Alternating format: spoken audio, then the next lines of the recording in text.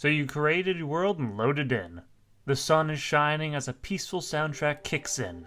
You take a deep breath, exhale, and think to yourself, I want to harness the power of the elements to turn my enemies into puddles. So after setting up a base, cranking up the difficulty to Master Mode, and flicking on Revengeance Mode, you start mining for some basic armor. After crafting the armor, you realize that you're going to need even more starting equipment before risking a journey across the world. But after getting some more health and a pair of boots, you head into the ice biome in search of materials for an icicle staff, your first actual weapon. Which doesn't work underground, so let's go ahead and quickly craft your second mage weapon, the Wolfram Prosthesis, which is a way stronger weapon than it has any right to be. Before we move on though, you quickly set up a quick pylon network to the ice biome. At your current strength, it's definitely nice to have a warp past the corruption biome. But now it's off to a different biome, a much harder biome. The jungle. Necessary for getting one of the first mage accessories in the game, and some of the best pre-hard mode mage armor. Or at least you would grab the Nature's Gift if you could find one. Whatever, just get it later. After crafting the jungle armor, you decide to cap off your health before taking on the bosses. But after a quick mining session, you return home to an unwelcome guest, the Eye of Cthulhu. You rush over to your arena and start your first Revengeance Mode boss, which gets beaten a lot faster than you expected thanks to the massive damage bonuses that both Adrenaline and Rage give you. First try too, God Gamer moment.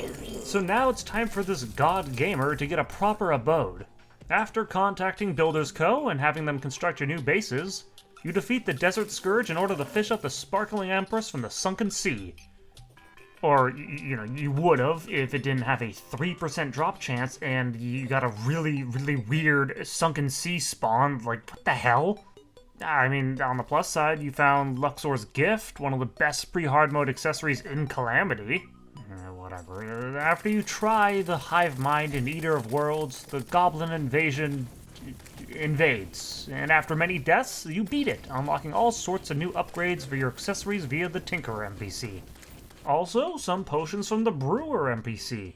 Then it's just one last attempt for the Sparkling Empress, which has taken over 40 minutes to get. But hey, it shreds through the Eater of Worlds with Rage and Adrenaline. Who would have thought that Infinite Pierce and Constant Fire would defeat a multi-segmented boss quickly?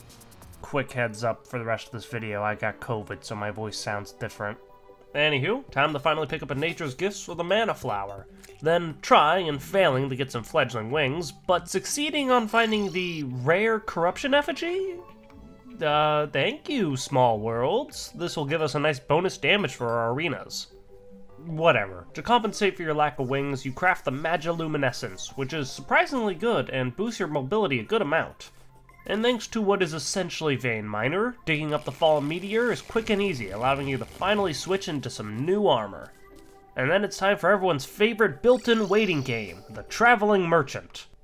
We're looking for the Grey Zappinator, which has the chance for some big damage and other wacky effects, which you take to the Hive Mind, who falls quickly to this broken weapon. And let's just move right on to the next boss, Skeletron. While the Grey Zappinator is good, the Shade Rain Staff does most of the heavy lifting this fight, leading to a quick victory. Into the dungeon now to snag a magic missile staff, then right out of the dungeon and up into the sky for some aerolite ore. Now you can finally get those wings you were looking for, which will prove quite helpful against Mage's most important pre-hard mode boss, the Slime God.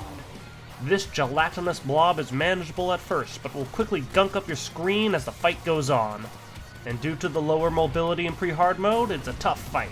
So you make use of your vast potion buff collection and dodges to take it on. You avoid the many spawn slimes as you cast spell after spell at the boss, breaking them down bit by bit to avoid getting overwhelmed.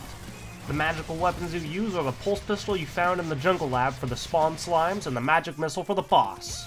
And through a few losses, you finally defeat pre-hard mode's toughest fight. Until we reach Infernium, that is. But for now, you loot the bag and head home with the spoils. You sort through your storage and grab some items and head down to the Demon Altar to craft your final weapon, the Knight's Ray.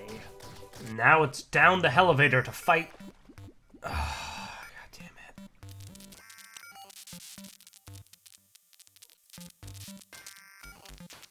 And now for the bridge. Well, actually, wait a minute. I can just use NPCs to get the Terraspark boots. Thanks, mods. And after all this wait and prep, you toss the guide voodoo doll into the fiery lake below and begin the battle against the... I can never get away with underpreparing, can I? Oh, well, actually I can.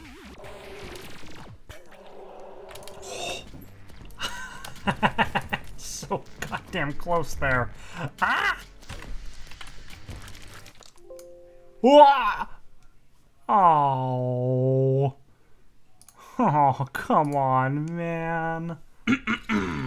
After a fair and intense rematch, you loot the bag and I assume eat the demon heart? That's pretty metal, dude. But now that the souls have been released, it's time to finally enter hard mode. Maybe I should, quickly celebrate over in the snow biome? What do you mean? Pylons on the not correct biome? No. What? No.